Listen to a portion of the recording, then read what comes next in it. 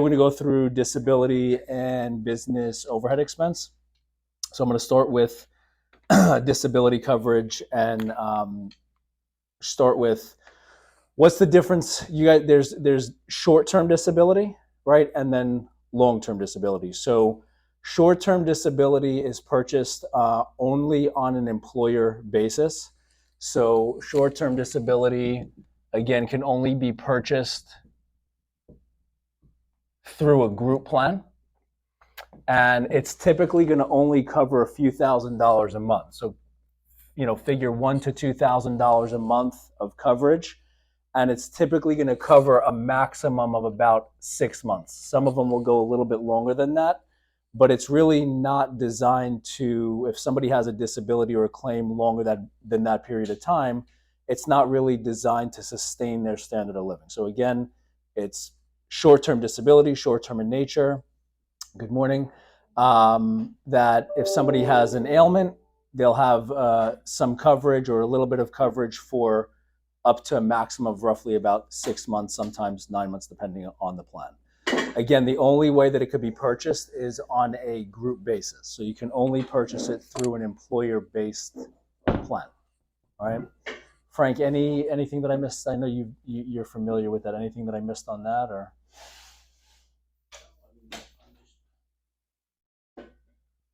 No, I think that's it. I'm just trying to think if there is any way to buy it without a group plan, but I don't. Yeah. So that's and this is, so that's what, when somebody says I have it through my employer, this is typically what they have through their employer. And remember, people don't know how. Most people don't remember what they have, let alone the type of coverage. But when somebody says I've got disability through their employer, this is typically the one that they have.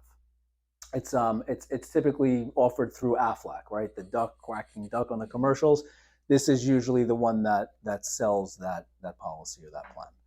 The one that we are going to talk about is long-term disability. If you guys were on the call with Emeritus on Thursday, Ron went through some of the nuances as far as the riders and things like that. I'm going to take a step back and then dive deeper. So with long-term disability, this is, again, to cover somebody that if they have a permanent ailment, right? A permanent mental or physical condition that doesn't allow them to do their job. Some of the misconceptions that people have is that the person has to be like Superman or Christopher Reeves, right? That's who we're talking about, where unfortunately, he's wheelchair bound and eats out of a straw. When people hear disability or being disabled, that's sometimes visually what they think of. And that is not what has to happen in order for somebody to go on claim. It could be a mental condition that prohibits somebody from going to work. It could be anxiety, depression, substance abuse, drug abuse, or it could be a physical issue that prevents them from working. All right. Take one step back for a second. Some people will get disability coverage, mainly long-term disability, confused with long-term care. So long-term care is taking care of the expense of an in-home aid in your house or a facility. So if somebody can't wash themselves, feed themselves, use the restroom, that sort of thing, and they need care, either a facility or an actual in-home aid, a long-term care policy will either cover all or some of the monthly expense that somebody would incur, either, again, to have an in-home care or an actual facility. Disability coverage is supposed to be replacement of income. You're not going to get 100% replacement of income. Usually it's in the vicinity of 60% of what somebody's earnings are.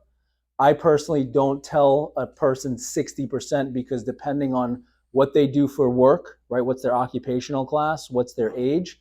Some of the companies will only cover a lower amount. All right. So long-term disability coverage is that if you have a condition, a mental condition or a physical condition, and you go to the doctor says, Ben, yep, you can't work, you can't do X, Y, and Z what you do. you're going to file a claim with the insurance company. And then after a period of time, this is what's going to be called an elimination period. This is the period of time that the person, the insured, doesn't receive money from the insurance company. Okay? So elimination period is going to be 60 days, 90 days, 180 days, or 365 days. So that is from the time of claim that the person is on their own for their expenses. Majority of policies are issued with a 90-day elimination period, and I'll show you from a price point why. Over here, if somebody goes from a 90 to a 60-day, 60 days, the cost of the policy is almost double. And if you look at the price difference from 90 to 180, it's a nominal difference as far as the cost of the policy. 90 days is typically where most of the policies are issued. Now, if you guys were on the call on Thursday, you'll remember that with long-term disability coverage, you have two different types of contracts out there. Does anybody remember what they are? You have what's called non-cancelable guaranteed renewable, and then what's called guaranteed renewable. So with a non-cancelable guaranteed renewable contract, that means once the person has the policy in force, the insurance company is required to renew the policy. They can never contractually increase the rates, and what you bought it at is what it is. So again, it's non-cancelable and guaranteed renewable at the cost of the rate that they issued the policy at. Guaranteed renewable will be cheaper than a non-cancelable guaranteed renewable, but the company has the right to do what? Increase the cost on a class basis. They can't just say, Frank, I don't like you, I'm increasing yours, but I'm going to leave Mike's that same premium. They can't do that, right? So they're guaranteeing to renew the policy, but the possibility is that the cost will be higher. Most people will opt in for non-cancelable guaranteed renewable, but that's a personal choice. Okay? So non-cancelable guaranteed renewable, again, company can't increase rates. What you see is what you get. What you bought the policy at is what it is. Guaranteed renewable is cheaper, but company has the right to increase rates. What you're going to also then have is disability coverage is underwritten and based off of what? What is an insurance company looking at? They're looking at what is their occupation type. Right, so that's the biggest factor. Is this person, a laborer? Are they doing physical work, or are they behind a desk and on the phone and playing with numbers and things like that? So the more hazardous the occupation, the higher the cost, and the less bells and whistles the carrier will allow to be put on the policy. The other thing that they're looking at, obviously, is age. They're looking at, is it male or female? And with disability coverage, female is more costly than male, unlike life insurance. So female is more costly for disability coverage across the board than male. They're going to look at, is it a non-smoker or smoker? Obviously, smoker pays more money. And they're going to look at the overall medical conditions that the person has. All right. We'll go into some of the exclusions and things like that a little bit after, but that's just kind of to get started. So first you choose what kind of contract, non-cancelable, guaranteed, renewable, and then we're going to look at what is the occupation class. So this is across the board with every type of, need something? No? This is across the board with every type of company. A non-medical class is going to be in the A's. So you've got a 6A, 5A, 4A, 3A, 2A, A, and then sometimes a B. What is the cheapest? What's the most expensive? So 6A is the cheapest, and that's going to be, give me an example of an occupation in a 6A. Business owner. Doctor. An attorney, right? An attorney, a CPA, an executive of some sort, somebody that an engineer, an architect. Those are going to be 6As. A B is going to be a laborer of some sort. And there are occupation classes that insurance companies will not underwrite. And they'll put on the system NI, not insurable. Even if they're Superman, Superwoman, based on what they do for a living, they won't cover them. On a medical class, right? Medical classification, you're going to have 6M, 5M, 4M, and 3M. And that's going to be, a 6M is going to be a general practicing physician. A 3M is going to be, let's say, a surgeon or somebody that's doing invasive type of surgery. Somebody doing surgery is a little bit more at risk than somebody just seeing patients in an office setting. You guys don't have to remember this stuff. I'm just giving you what it is. Where does a 3M compare on the A scale? Is it still better than a 6A? No. Cost-wise? No. I've never looked at the comparison, but this is not going to be cheaper than that. This is going to be cheaper than that. Okay. So first is non-cancelable guarantee renewable. Then we look at what does somebody do for a living, right? A roofer, I've given this example a bunch of times in the past, but if somebody, if Michael and I own a roofing company, we started the roofing business about 2 years ago. Him and I are, running around, getting jobs. Him and I are actually doing some of the work, but we have some guys that are also helping us do the physical work, but we're also getting dirty.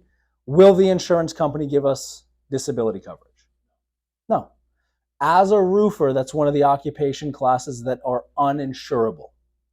But fast forward, Michael and I are in business 2 years. Fast forward year 3, we grow. Year 4, we grow. And year 5, him and I are no longer doing manual labor.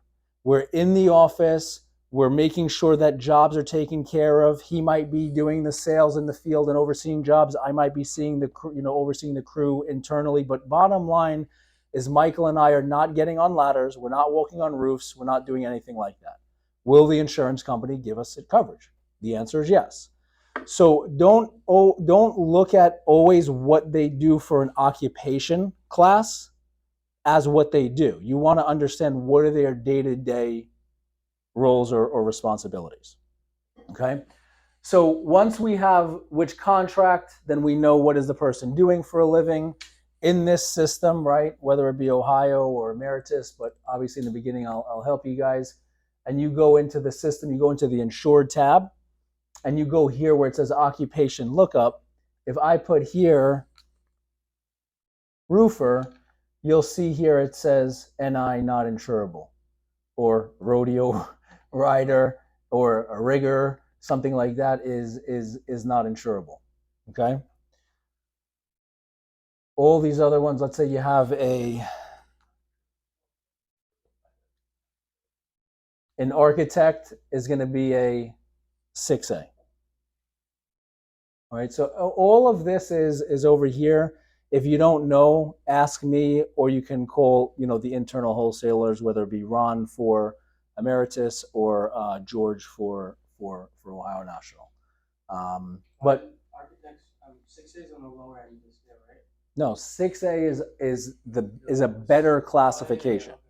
6A and 6M is the best classification, meaning it's going to be the least risk and it's going to be the cheapest per $1,000 of coverage.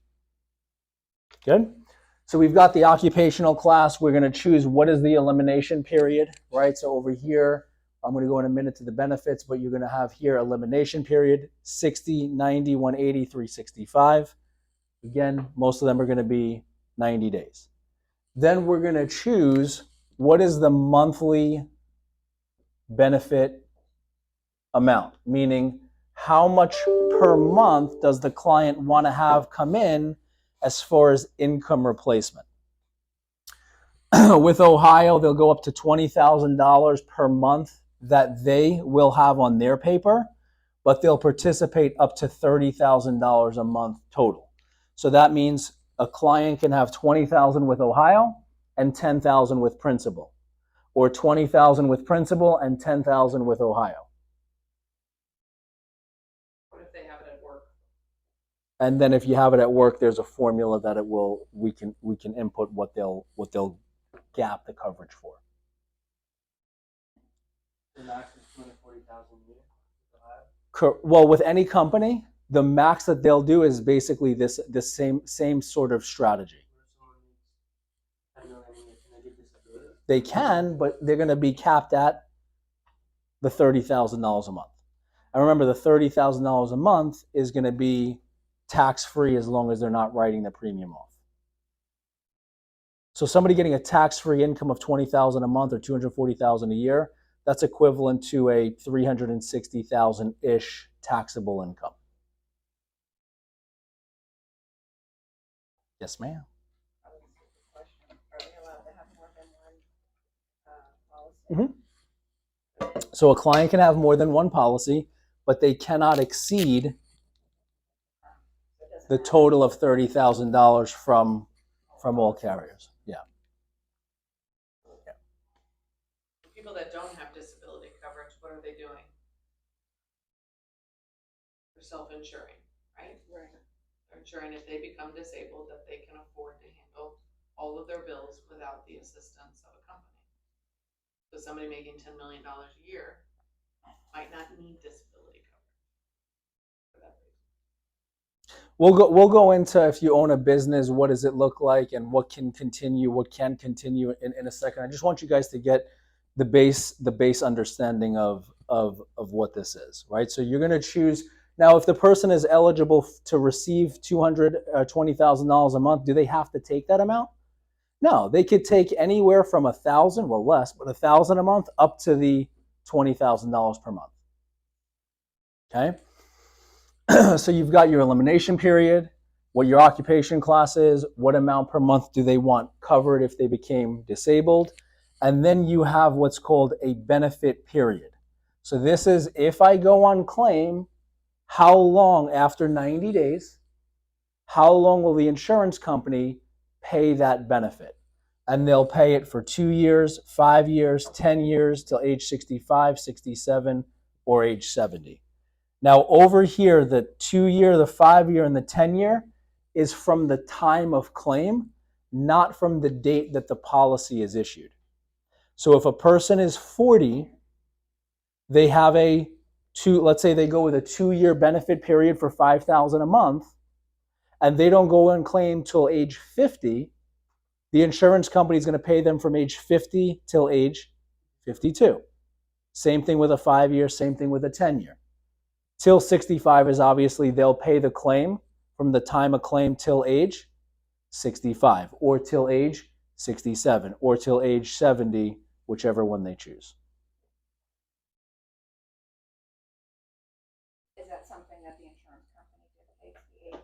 No, the client designs this when they purchase the policy. Now, when they purchase the policy, once they, let's say somebody is 40, they purchase the policy, they go and claim at 45. They have a 2-year benefit, which means the insurance company is going to pay them from 45 till 47. They can't say midway through the policy, I want to change it to a 65 policy, right? What you got at the time of being underwritten is what you got.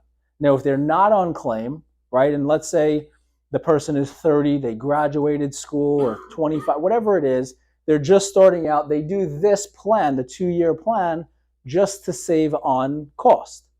And they didn't go on claim, and they say, you know what, Frank, I want to change that plan. You told me there was a 60, 65, 67, I want to change it.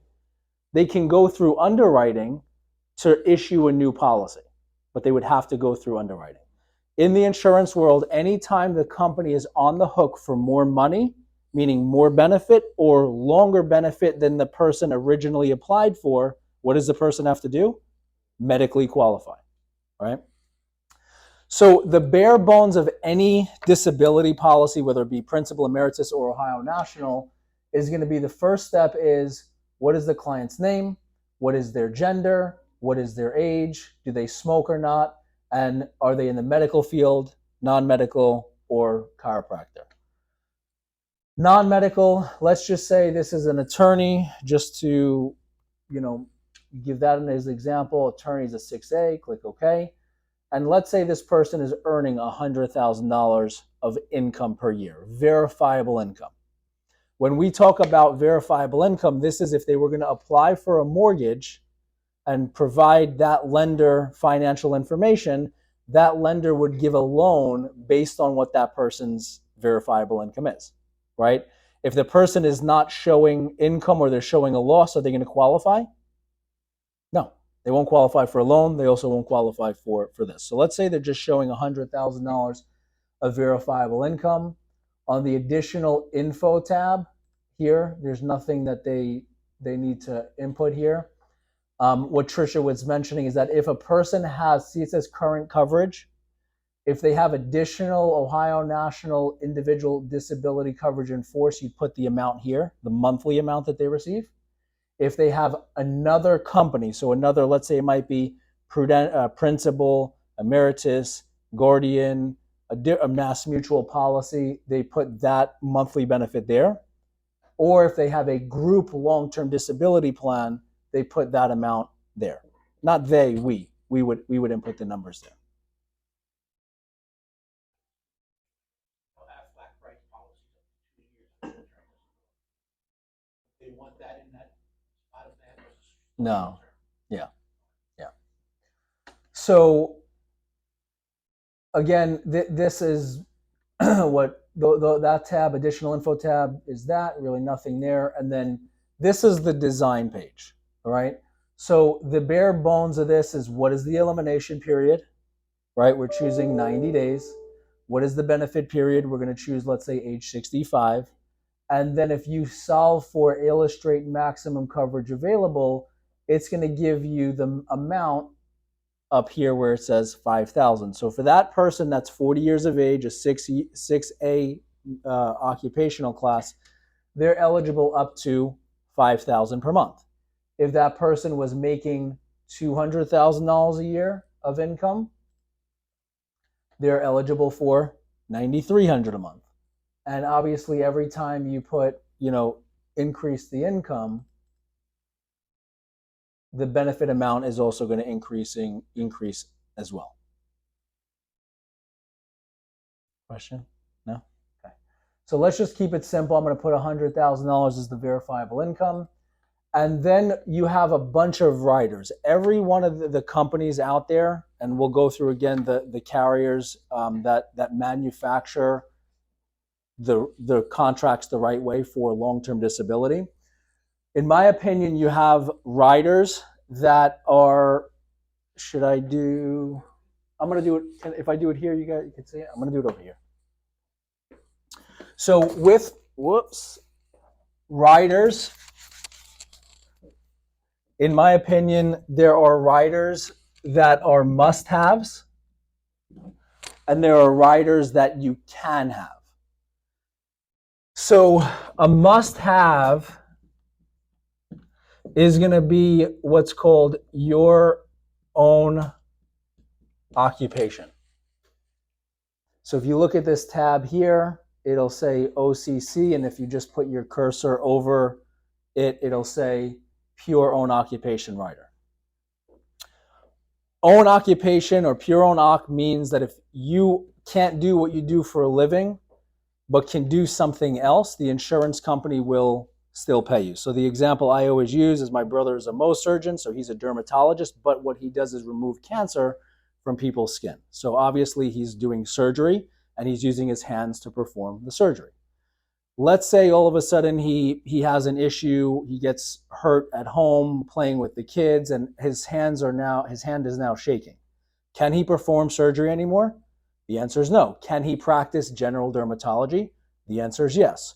So in a pure own OCC definition, they will pay him whatever stated monthly benefit that he received, and he can practice as and earn an income as a general practicing dermatologist or teach as a professor at a local university or something like that. The same thing happens in a non-medical industry. I've given the example in the past is, let's say you have somebody that is a trial attorney, right? Trial attorney, high stress, right? And all of a sudden they go on claim due to anxiety. They just can't deal with that. It's pure ONOC. If they can practice general law, will they receive the benefit from the insurance company?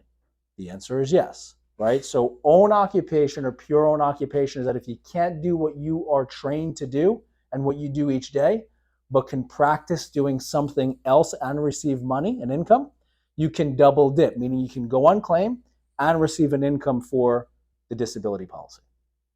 So would you not select that if they were just a general practitioner?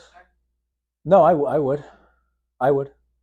would, because on a regular, if the person can do anything, It applies to everything. if that general practicing physician doesn't have pure own occupation, but he or she goes on claim, and that person can sell bubblegum at 7-Eleven, he or she won't go on claim. They won't be eligible to go on claim, right? So pure own OC, if the occupational class is eligible, they need to have it on there, in my opinion. Right? When you're filling out the application, you have to be pretty specific on that. You just can't put dermatologist. Right. So you're gonna on the application, it's gonna say what is their occupation, and then what are their day-to-day functions. Now, when you're underwriting a policy, is keep in mind, guys, is that it's the same thing that when somebody's being underwritten for a loan, right, to buy a home. And a bank is, when they're underwriting somebody financially, what are they doing? Looking at patterns of making payments. They're looking at patterns of making payments, and they're looking at somebody's financial health or financial well-being from the past up until this point, right? What is their verifiable income? What is their debt to income ratio? What are their expenses that they have? All of those things. And they're saying, can this person afford this payment? That's what they're looking at. Now, if the person gets the loan from a bank and 5 years later something negative happens in their life, they lose their job or their business goes out of business and they have to declare bankruptcy or whatever it is, does that lender that gave them the money recall the loan? No. No. Once you have a mortgage in place and the company underwrote you for that mortgage, you have to make payment. If you don't make payment, what do? Send you letters, you didn't make payment, you didn't make payment, you didn't make payment, and then they go down the path of, foreclosure or something like that, short sale or loan modification, whatever it is.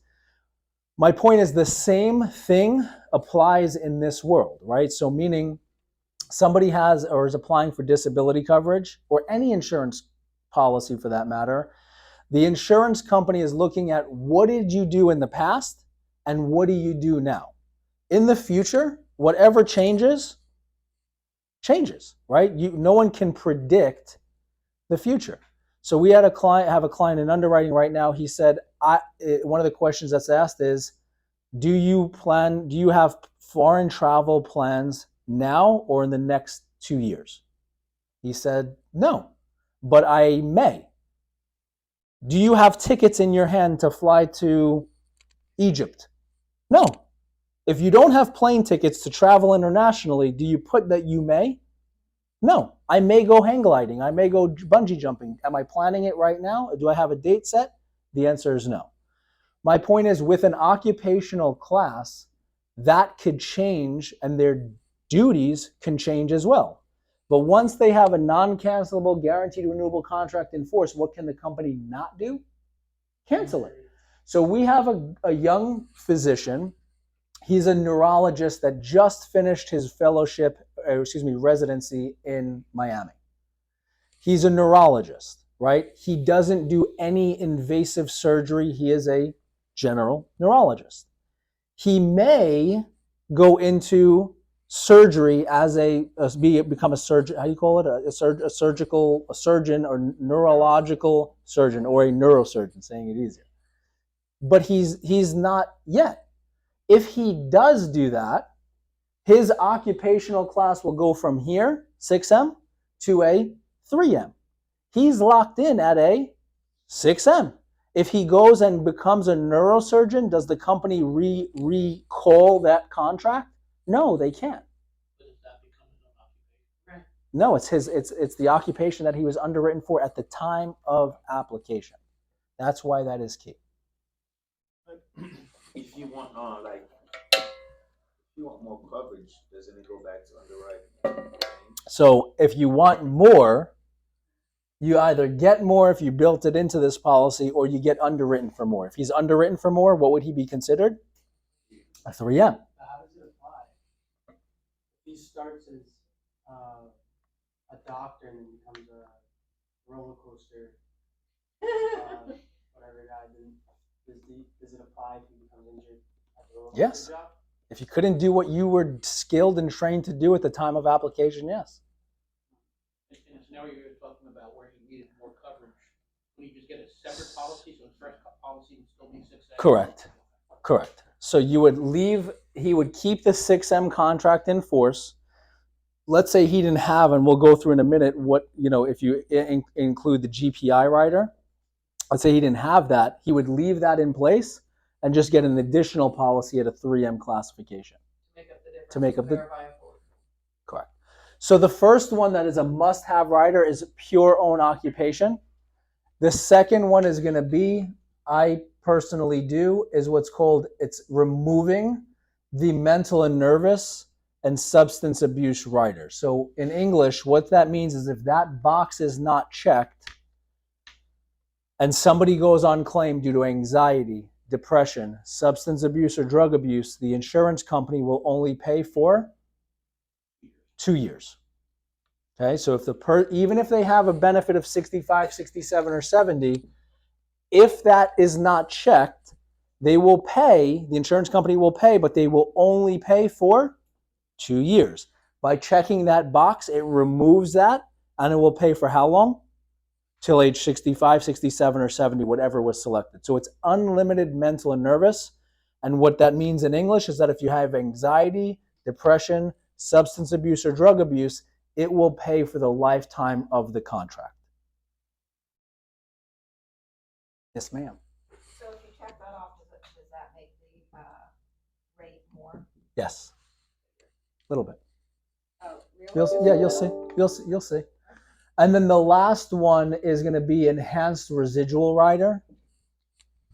So this is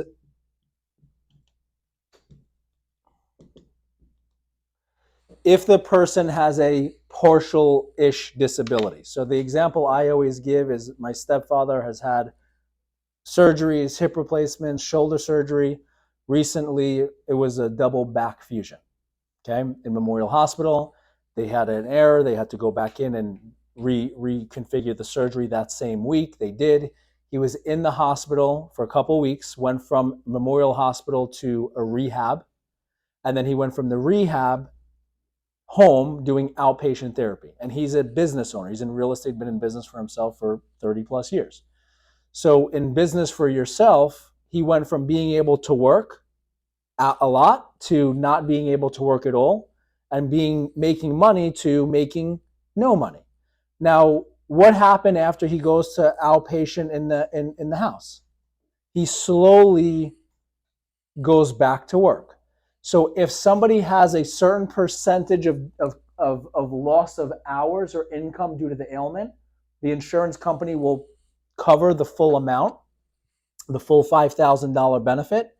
If they have a certain percentage loss, let's say they have a loss of 25% of income, or they're working 25% of the time less, they'll cover them for 25% of that amount. So it gives them a gap to go back to work. Or if it's at a 50% of time lost, they'll cover the whole thing. Okay, so those are the 3 riders personally I put on every policy. And when I explain it to a client or a prospective client, I explain it to them with those little stories that I mentioned to you. not really what is the actual term, because they don't understand what that means. Okay. The other riders that are optional riders is going to be what's called the cost of living rider. So a cost of living is obviously what it says, right? So, oh yeah, that's good. That works really well. So a COLA is going to be exactly what it is. It's going to be a cost of living adjustment, and the person can choose from either a 3% simple or the 2 to 6% compound, depending on the consumer price index. They're choosing that when they purchase the policy. Now, with that, the monthly increase, so let's say they choose a 3% simple on $5,000.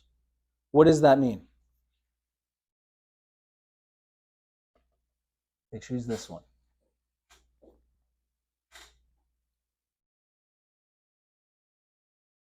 When they go on claim, they're gonna get 3% more of the coverage How often? yearly. Yep, exactly. So it's going to increase by $150 every year off the $5,000. It's not compounded. So year 1 it's $5,000, year 2 it's $5,150, year 3 it's $5,300, year 4 it's $5,450, year 5 it's $5,600, and so on and so forth. That increase doesn't start until the person goes on claim. So if the person is 40, they don't go on claim till 50, their benefit starts at how much? $5,000. And at age 51, it'll be worth $5,150. And then year 52, it'll be worth $5,300. And the same thing would apply if it was a 2 to 6% compounded. The only difference is, what is the consumer price index? And then it's compounded year over year. But again, from the start of the claim, not from the time the policy is purchased. Make sense? Anyone confused? Yes. Where are you confused? You lost me once you got into the compounded and the simple, yeah. So if somebody has this person is age 40, right? They have a policy that's $5,000 per month. It'll start after they go on claim for the first 90 days. They're on their own. There's no insurance money. Day 91 through, let's say, age 65, they are getting $5,000 per month.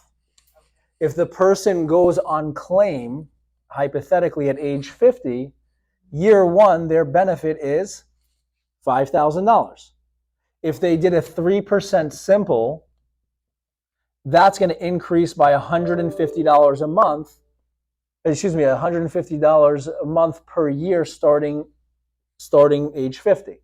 If you take 3% times 5, did I do it right? Age 51. Right. But did I do that right? It's 150. Right? So age 51, the benefit is going to be $5,150 every month. Age 52, the benefit is going to be $5,300. Age 53, the benefit is going to be $5,450. Age 54, it's going to be $5,600. Age 55, it's going to be $5,750, and so on and so forth. Because the 3% is added each year Right. onto the 5,000, not onto the previous year's total. Right.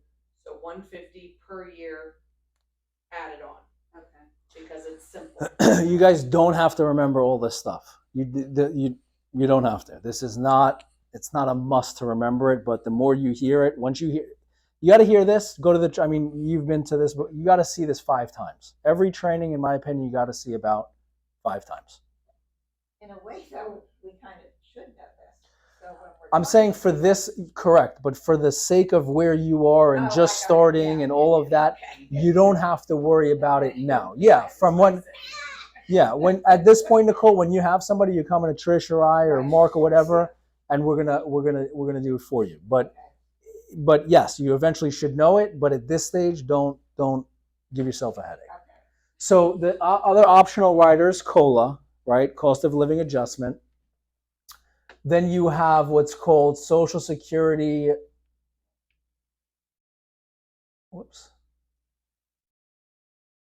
Supplement.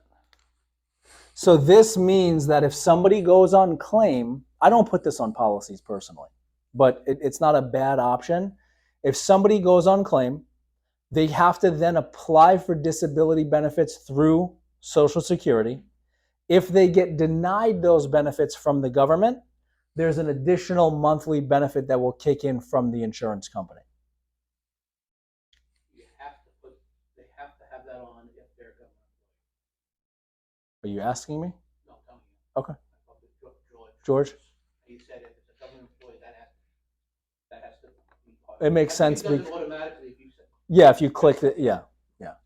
And a lot of the government employees will, I could tell, most government employees, and they're going to be, I don't want to say the least purchasers of this, but Well, like teachers and college professors in Florida have to have that on because they technically work for the state. right. But I'm saying as far as buying the car, yes, correct. You have this is a bigger one, right? So guarantee a physical insurability rider. This gives the person the ability to purchase more where their health is locked in and occupational class is locked in when they purchase the initial policy.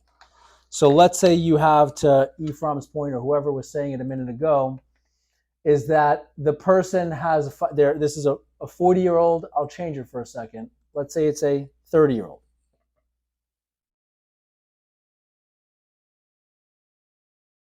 He's just starting out as an attorney, whatever, and he wants the ability to purchase more than the $5,000 per month.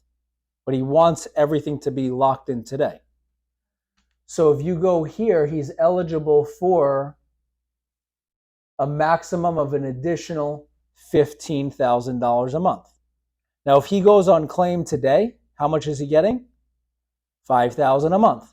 He can purchase an additional up to a maximum of $15,000 with showing what? Proof of income. So if next year is making more money the year and he wants to get more than the $5,000, he can, even if there is a change to what he does for work, and even if there is a change to his overall health, as long as he's making more money. Now, does he have to take $15,000? No, he can say, you know what? I only want to pay, because it was $17 a month. I only want to be, on the hook. I only want to pay $5,000. Now it's only $5 a month, $5.80 a month. If he has a 90-day elimination period and he hasn't taken action on the GPI and becomes disabled, but doesn't file the claim, Okay. can he take action on the GPI with the verifiable income? And then file a claim? In theory. You'd have- to be able to provide medical proof of the claim, and whatever that date was is what. Yeah, Unless he didn't go to a doctor. Yeah. I mean, if somebody's going to do something to connive the insurance company and the insurance company finds out, it's going to be denied. All right. But I'm not the claims department. So, and one of the things with disability, guys, is there's a lot of, and I said this a bunch of times, it's very gray, right? There's gray areas to Trisha's question or point. With life insurance, if the person, as long as the person doesn't commit suicide in the first 2 years of the contract, insurance death benefit is paid. With disability, if they're going to look, is this a real claim? Is, what's going on there? Because there's a lot of gray area there. With this, that rider, it applies if your earnings increase, so you're buying that. What if you just didn't take your full benefit at the beginning? Can you use Still, the rider for that? as long as so let's say his income is really $200,000, right? He's eligible for $9,300. Now, if he doesn't put that GPI for $5,000 and eventually wants more, what does he have to do? He has to go through underwriting. But if he puts that GPI for the $5,000 and 2 years later or a year later or 3 years later, he wants to buy an additional, call it $5,000. It doesn't have to be $5,000, $2,000, whatever the number is. He can do that just with proof of income. The only thing he'd always have to do is proof of income. Because he made $200 at the time of application doesn't mean he's going to make $200 when he goes to exercise the increase. And if you have that rider, you can exercise it more than once, assuming. Yes, you sir. do the full. Correct. Yep. Catastrophic rider is going to be if the person can't perform 2 of the 6 acts of daily living, or they lose eyesight or hearing, or the loss of a limb or limbs. There's an additional monthly benefit in addition to the $5,000. So let's go here. Anything that you're talking about that adds an additional, does it add additional up to the limit of 30,000? No, at that point they can get more. So to Trisha's point, which is a good point, that if somebody's at 20,000 with one company, 10,000 with another company, this SIS and this catastrophic rider, if that's added, they can get more than the 20 or the 30,000 combined. Okay, But that this was- catastrophic rider is, like I said, they can't perform 2 of the 6 acts of daily living, or eyesight loss, hearing loss, limb loss, or limbs lost. The SIS is more of the one that I think is likely, meaning They get denied. Is Ohio, on Emeritus, they said that for that rider, that would kick in immediately, they don't have to do the elevation period. which one? From Emeritus, Right, but which rider are you talking about? I think it was catastrophic, if you have this kind of injury, the elimination period is waived, I think that's. It's not waived. It'll be a 90, 180, or 365. Yeah. Yep, you select your own elimination period. There is one less than 90 days. There isn't an immediate.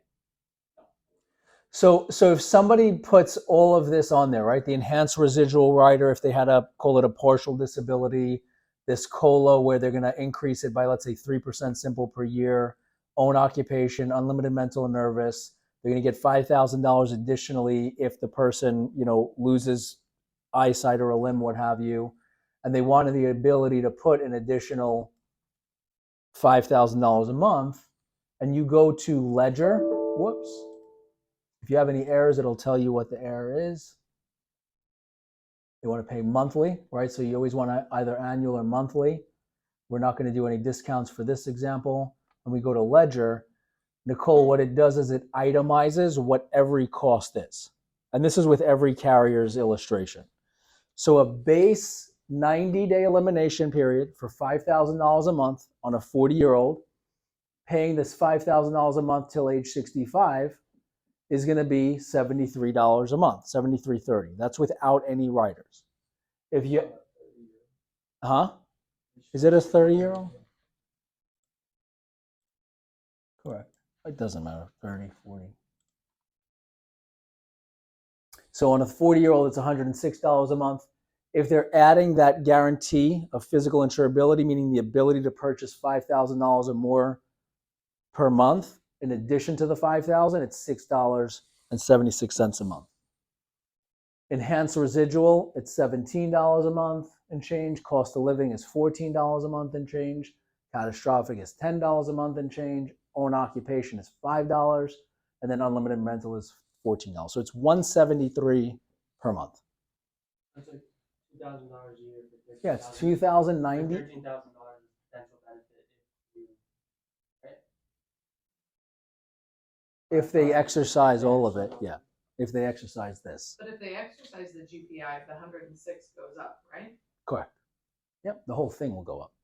But if they exercise the GPI, this 676 comes off, and then there's an additional premium for that $5,000 benefit at that age, not at age 40.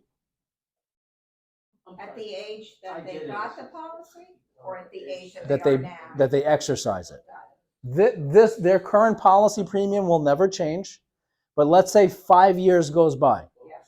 This guy is paying $173 a month. Yeah. At age 45, he calls Ben, says, Ben, I'm making more money. I want to buy that other $5,000. They're going to take $173.82 less the $676, so it's going to be $165, whatever the number is, $166, and that doesn't change. Right. Now he's going to have a new policy for $5,000 a month at age 45 for whatever that premium would be. He just doesn't have to Correct. Exactly. So it's really advantageous to do it when you're young and Right. to put that in. But if you look at this policy with what I would call the must-haves, it's $140 a month.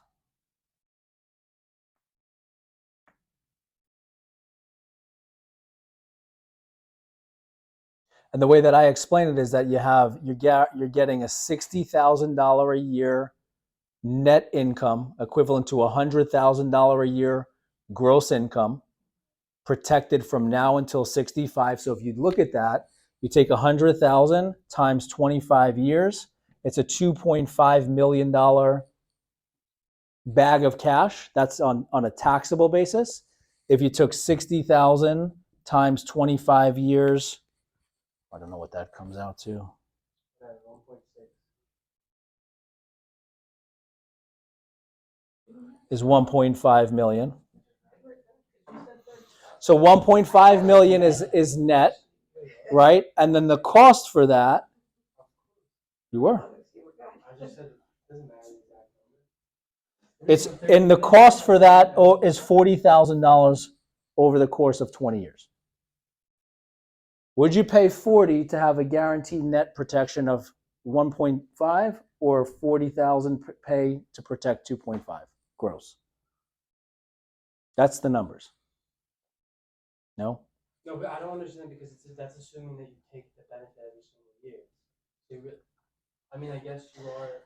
If I spend $1,600.28 per year from age. I get your math, but I'm saying, isn't that assuming if you do 60,000 times 25 years is 1.5 million, right? Mhm. Isn't that assuming that you take? Maybe I'm thinking about it wrong. That you take.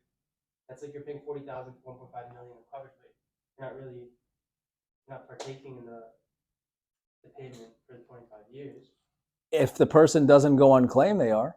Yeah. If the person So goes you're on assuming claim, you go on claim, the 25 years of paying that. so worst case scenarios, Ben, you're going to pay $1,628 per year. Yeah. And you're age 40 and you do this every single year, and God willing, come your 65th birthday, you paid $1,628 a year for 25 years and never went on claim. You spent $40,000 to have a guaranteed protection of a net income of 1.5 million. If you were to go on claim today, then they would have paid you 1.5 million over the course of your life. Okay. I mean, true worst case scenario is you lose both your arms and you still live. Guys, I'm giving a concept of I think that's a little worse. I'm giving a concept of how to, when I say, and as you go up and the premiums are 500, 400, 700, 1,000, 1,200 a month, it gets costly. But when you look at it that way, it's a, I don't know, it's You're spending 40 to protect 1.5. right. One question, the catastrophic accident. If they have, you're saying, how do they exercise that benefit? Lose your sight due to glaucoma or something, I don't know. Doesn't matter. Doesn't make a difference. Doesn't make a difference. If you lose Doesn't have to be an eyesight, accident. it does not have to be an accident. Oh, it's not like they, okay. It's not like they. Nope, does not have to have an accident. So, yeah. Okay, so this may be a different class, and I may be getting off base. So people who have a job and they work for somebody and they offer as one of the perks Yep. disability, those people would still be candidates to talk to? Yes, but most people that have a job that work in a group basis and that employer offers disability coverage, it's what's called short-term disability. Right. That's not this, right? So short-term disability is, to Frank's point, Aflac, the longest they're going to cover is 2 years. This is protecting somebody for a longer period of time. So those people still may be Yeah, interested. they'll still be eligible, yeah. Even if they are offered long-term disability, a group policy, there's benefits to this over those group policies. Oh, really? Yeah, I mean, if somebody has the option to purchase a long-term disability benefit through their employer or do it outside, they're better off doing it outside because it's theirs for the life of them paying for it and owning it. In a group, most people aren't with that employer for forever, no less, for a long period of time. So if it is on a, like as an example, Memorial Hospital, if you're a physician and you have a job at Memorial Hospital, Memorial gives that physician, as part of their benefit, a long-term disability benefit. So that doctor is not paying for the benefit. Memorial Hospital is paying for the benefit. But one of the negatives is that if that doctor leaves Memorial Hospital, guess what happens? They don't have the disability benefit. And what's kind of shitty in their case, and there's a good and a bad, is that they cannot forego that long-term disability benefit from Memorial Hospital to purchase it on their own. They could only gap the difference because it's a group plan. So that's where you'd add that Yeah, rider correct.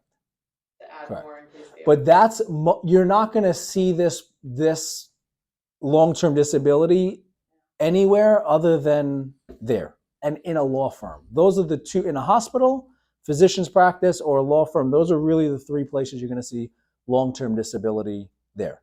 Other than that, it's very unlikely.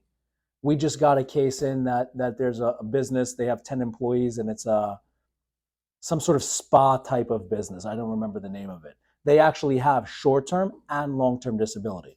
That's the first time I've seen that in a long time. You know, in most cases, the employer is not paying for it. Right. Right. Employer's But paying for it. but one of the things that you want to be able to overcome is if that they say I got it through work, is to educate them as to, okay, if you do, what you have is a Band-Aid, which is short-term. It's not really taking care of the real need, which is if somebody has a real medical condition, a real medical issue.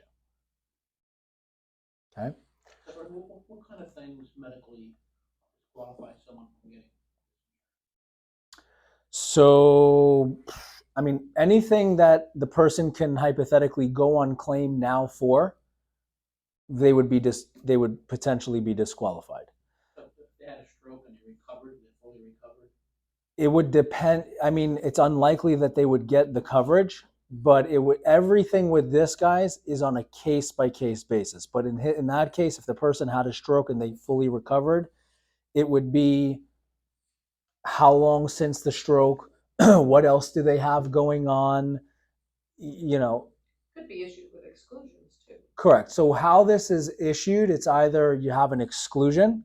So if somebody, let's say, is on antidepressant, they can't add this onto the policy. So if somebody's on any type of antidepressant, anxiety pill, Wellbutrin, Zoloft, whatever you want to call this thing, whatever the script you're talking about, they cannot get that unlimited mental and nervous. And what the company is going to do is exclude mental and nervous completely. So if that person is taking any type of antidepressant or anything like that, they'll say, we're giving you the coverage, but if you go on claim due to depression, anxiety, substance abuse, or drug abuse, we don't cover you. If somebody had a back issue, whatever that back issue was, right? Now, let me take a step back. On that unlimited mental and nervous antidepressant thing, if the person is taking it, it's completely going to be excluded. They may even be denied, but for sure they're going to have that exclusion. Now, if the person had, God forbid, like there was a tragic event in their life that took place, they had that event happen, they're off the medication, and now they're not taking any pills, and it's been a year, 2 years, 3 years, the company would potentially cover it. Okay, but again, it's going to be on a case-by-case basis. If somebody had a back, let's say they have a slipped herniated disc or a back, whatever it is, right? They have a herniated disc, the company is going to exclude that area, that piece.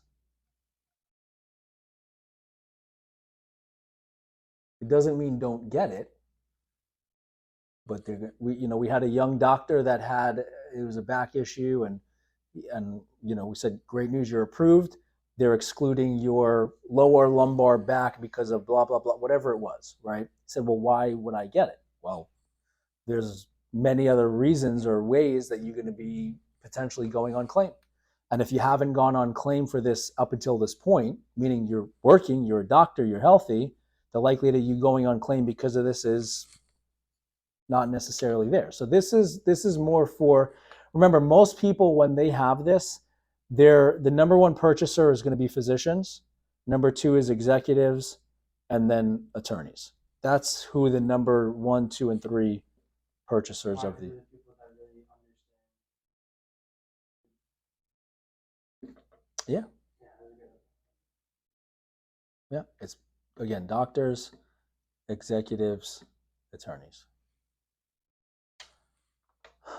I don't know if this is, I'll just go into this for you guys so you guys could see this, but this is what's called an annually renewable disability. So not to make your heads pop, but if this 40-year-old has an income of 100,000, I'm gonna do a different scenario. Let's say again it's a 30-year-old, and now this person is a general practicing physician. He or she is now out of school, and they want to keep the policy cheap right now.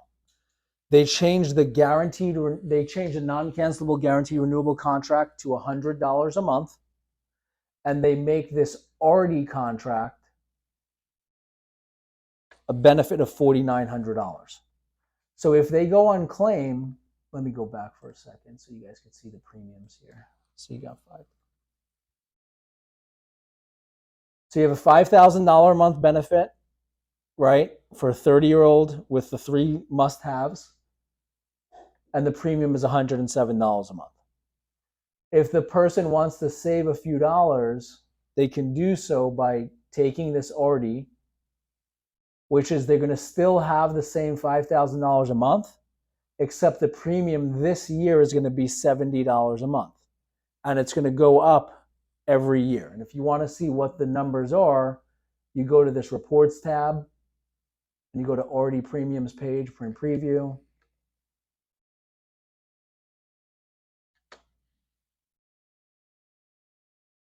So what this shows is that they have a level premium, the $100 a month benefit from 90 days till age 65, it's $138 per year. They have $4,900 of benefit after 90 days paid till age 65, which is an increasing annual premium. So if you add this plus this, they're paying a total of $812 per year, versus if they took a level premium from the start, which was that $107 and change a month, it'd have been $1,239 for the year. By doing that annually renewable disability, it's saving $427 that year. In year 2, it's saving $373. In year 3, it's saving $321. In this example, by year 9 is when they would have been better off having the level premium policy. And they change it? Yes. And you can see it says level conversion premium. That's what the premium would be if they exercise the conversion in that particular year. To convert back to a level premium. The whole thing, the other $4,900 benefit to level premium, correct? So if they wait until they break even, they're still paying more money. Right.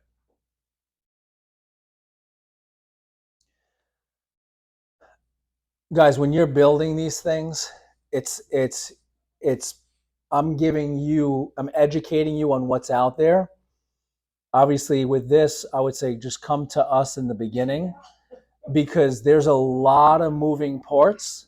And when we're explaining it to a client, I'm making it very, very simple.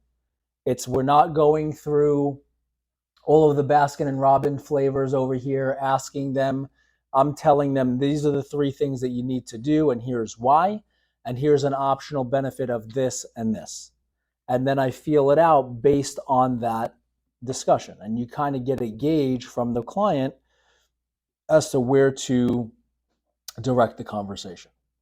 All right.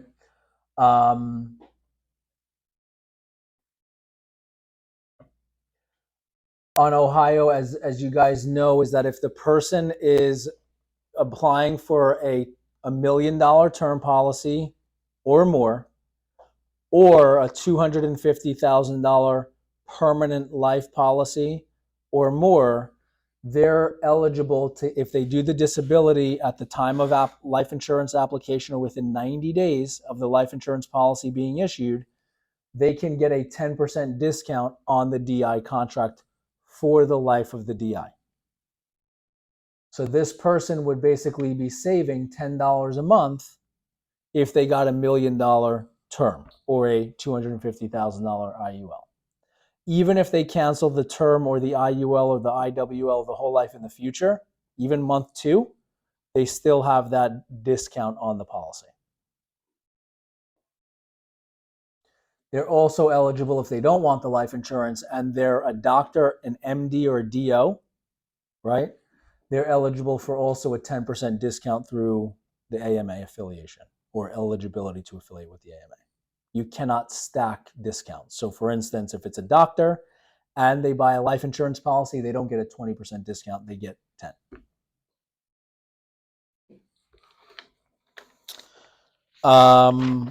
What else? If you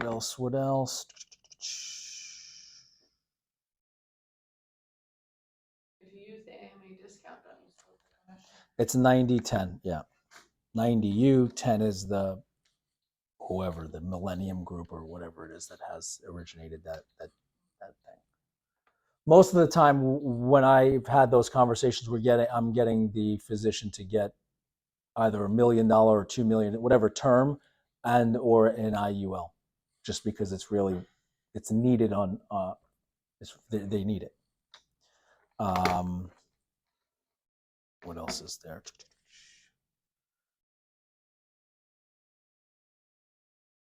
The only other thing a couple other things I'll share with you guys is that if you have a client that, let's say, they're in the medical field, and you'll see it says new professionals or students. So they may not be making money, right? They go into residency, and from residency, a fellowship, and from fellowship, they're in first year in practice, or from residency, they're in first year of practice, they don't do a fellowship. These individuals would actually be eligible for DI benefit without having verifiable income. So if you have this person that, let's say, is a non-specialist doctor or DO, just a general person, general practicing physician, and their first year in their practice, that person is going to be eligible for $5,000 a month. They don't have to show income. They don't have to show W-2 or anything like that. Same thing, if they're a final year student, they're going to be eligible for up to $2,500 a month of benefit. So if you have it, if you input an error, as I just had 5,000, it changes it to eligible for $2,500 a month as a final year student.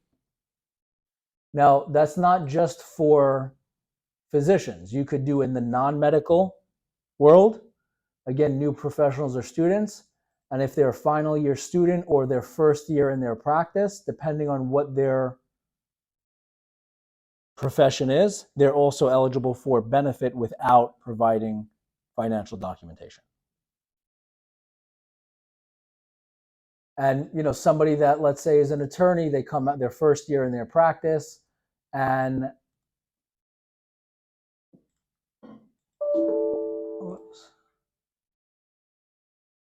so look how they can go to $2,000 a month, add $5,000 ability to purchase, it's $47 a month.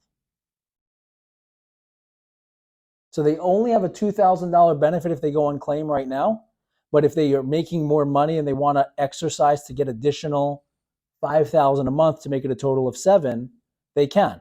But for that plan, it's $47 a month. And I can even make it cheaper.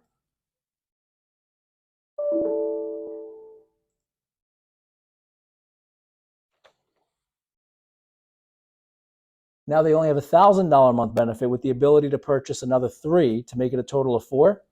It's $27 a month. They don't have to provide financials or anything like that. In this policy, no. Nope. They do to exercise the additional 3,000, right? Yes. Yep. But for this policy, it's not. They don't have to provide financials. if a person is under the age of 45 and they're a W-2, right? So they're not self-employed, they can get up to $7,500 a month with no medical. Sorry, a person. Two separate things. A person is eligible for disability coverage with no medical exam, like life insurance under the age of 45 is $1 million, or actually it's now $2 million. They could do the same thing, no medical exam under the age of 45, up to $7,500 a month benefit. Okay, if they are a W-2 person and they want $5,000 a monthly benefit or less, they don't have to provide financials. If they're self-employed, they have to provide financials.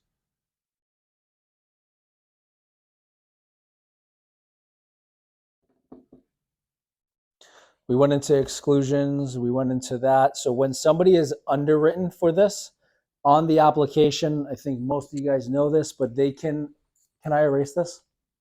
So they can apply on the same application for life and disability on the same app. It could be term NDI, it could be term IUL NDI, it could be term IUL whole life NDI, all on the same application. It's the combo application. If they get approved for both and they only want one, do they have to take both? No. Okay. I'm sorry? They just won't, right, they won't get the discount. Just a sidebar thing is that let's say you have somebody that is a business owner. This business owner has, I don't know how, it doesn't matter. Let's call it 5 employees. And this business owner has an income of $100,000 that he or she takes as a W-2 from their business. They have a disability policy, right? Let's just say it's this person, 40, male. He or she wants $5,000 a month.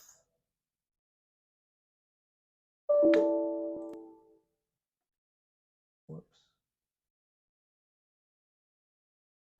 It's $144 a month.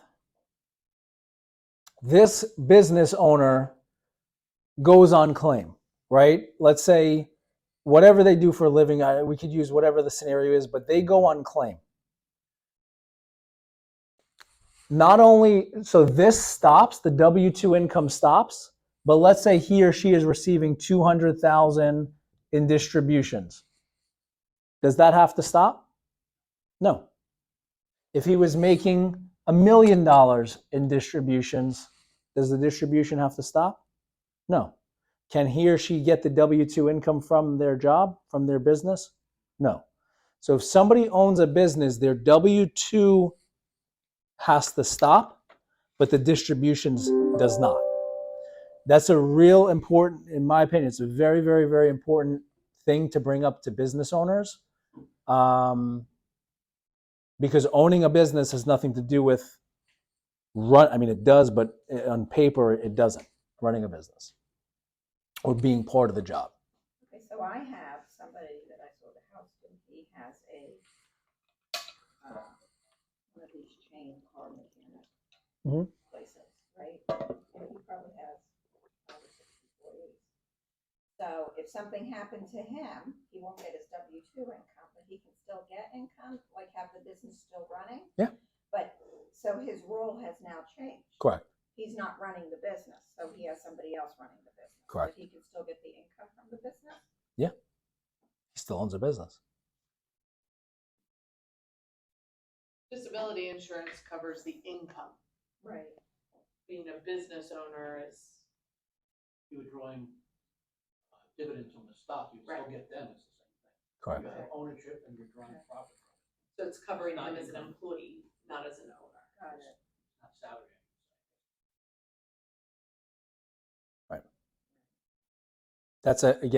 It's a very, very, very, very important thing, I think, to bring up. Any questions with any of this? No?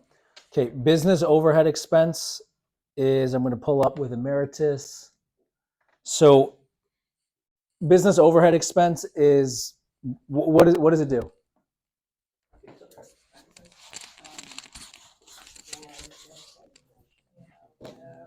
Physical. Mitigates risk.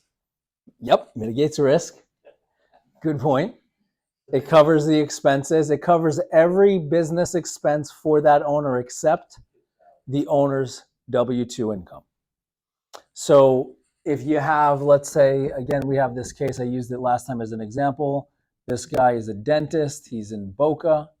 Personally, he has 5 kids, married, wife obviously raises the family, but not earning a living. In this practice, there's a hygienist. There's another hygienist, hygienist 1, hygienist 2, and you have admin. He's the only dentist, right? He purchased this practice from a gentleman that was retiring and selling the practice. So this new business owner or dentist has expenses of what? He has the employees' salaries, rent, equipment, utilities, all types of overhead, plus the loan that he used to purchase the business. So business overhead expense will cover up to $50,000 of expense, excluding the owner's salary. So if you have, let's say this person is in the medical field, right? And this guy would be a 6M. And it's pretty simple in that, let's say he's 35 years of age and he wants the benefit period. It's either 12 months, 18 months, or 2 years. And it's an elimination of 30, 60, or 90. So there's not a lot of bells and whistles on this, and it's all own occupation. So you choose from an elimination 30, 60, 90, and you choose from a benefit period of 12 months, a year and a half, or 2 years. And then the benefit amount is, let's say he or she only wants $10,000, which is what he actually chose to do, was only get $10,000 a month benefit. That cost would be $135 a month. So he's paying $1,620 a year, right? So it's a $1,620 a year cost to protect $120,000 of expense. 10,000 times 12. Or I could do more. You could do more. So he has an individual disability policy and he has a business overhead expense policy. Because with this, if he goes on claim and he gets $10,000 a month paid, the $10,000 a month is paid to who? The business. And that is paid to do what? To run the business, maintain expenses, excluding his salary. And it gives him the time to get healthy and come back to work. Find another person to either do what he does or sell the business. Those are the three things that take place. And that's a company expense, the 1,600. Correct. Yeah, that is a company expense. It almost sounds like every business owner should do that. Yeah. They should. And the loan is covered too? Yes. Yep. Loan is covered. Let's say you have, like my dentist office, they redid the whole thing except the lobby. I don't understand it, but anyway, the guy's got all new equipment, all new like state of the art machines. Most of those people are not just cutting a check for the machines. They're basically buying the machines and financing it over a period of time. That loan, this guy's been in that practice for, I don't know, a million years. That loan for that equipment is covered, included in that business overhead expense. What do they have to prove to qualify for that? Expenses. And it's expenses not only at the time of application, but they will actually look at expense when they go on claim. How often? If they go on claim? Yeah. Usually when somebody goes on claim, what happens is what I recommend they do is you call, if it's a real claim, like okay, this dude is, there's no ifs, ands, or buts about him or him or her being disabled, they should contact the company directly. If you have somebody that the claim is, you know what I mean, right? They should contact a DI attorney, disability attorney, have that disability attorney file the claim on their behalf with the insurance company. It's like you have a leak in your house. You have two options. Go to the insurance company. Hey, whatever, Citizens or whoever the insurance company is, I got a leak. My floor is messed up. They're going to say, okay, we're going to give you X. Or you could do what? You go to a public adjuster. What is the public adjuster going to do? They're going to have they have a law firm, and they're going to say, file the claim on your behalf. Always, always, always, where do you end up with more money? With the adjuster. With the adjuster. But again, so when you go to file the claim, whether you're doing it or the disability attorney is doing it on your behalf, there's a claims process. They're going to look, they're going to get medical records. First, your client's going to fill out a claim form, and then they're going to get medical records. They might interview the client, get medical records from the doctor that said that they're going on claim, and then approve or deny.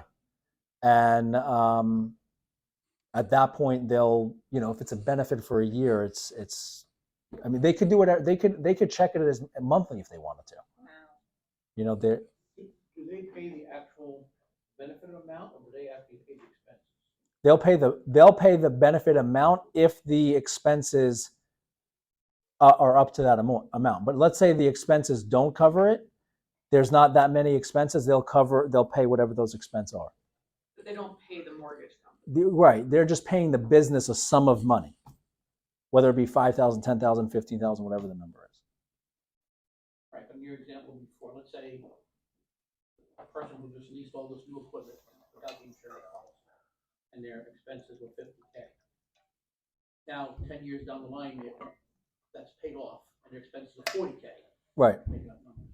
They would actually pay the $40K, not the $50K. Correct. If they had a benefit if they were paying for a $50,000 per month BOE policy, they would pay the 40, not the 50. Right. All right. So we went through that.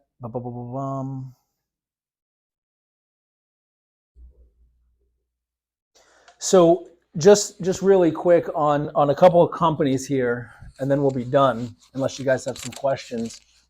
But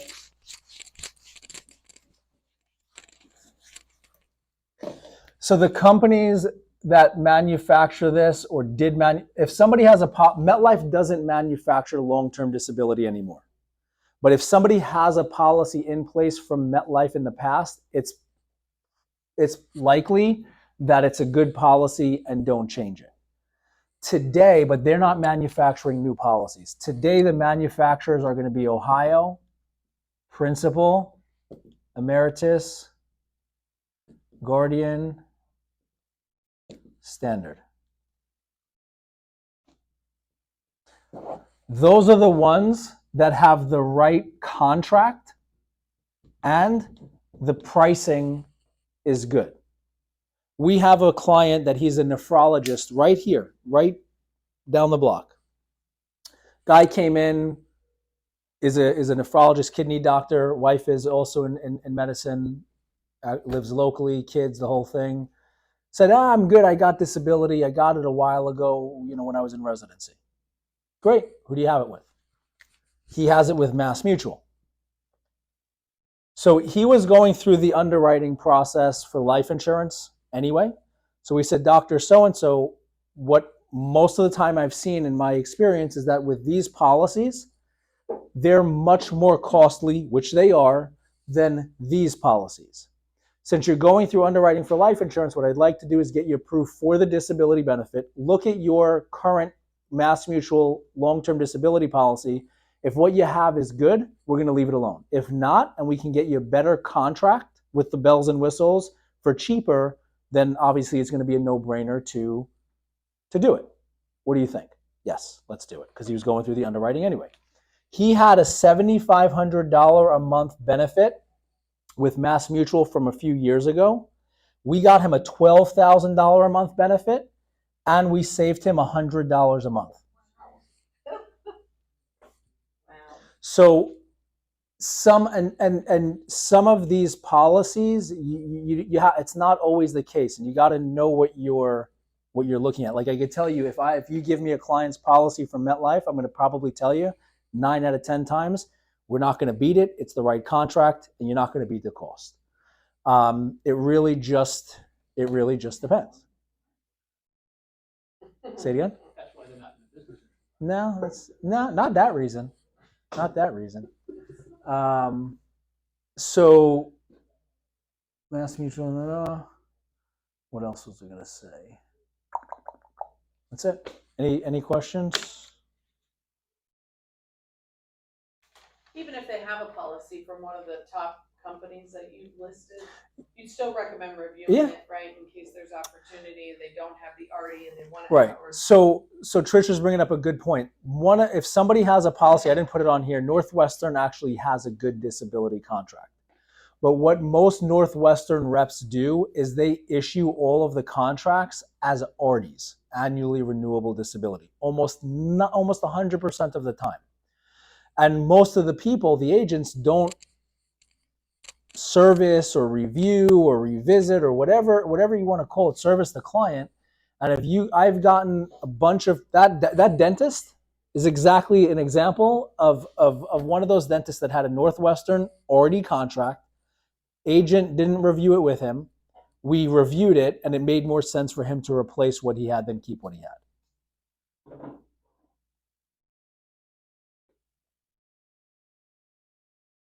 Any other questions? Nope. Okay.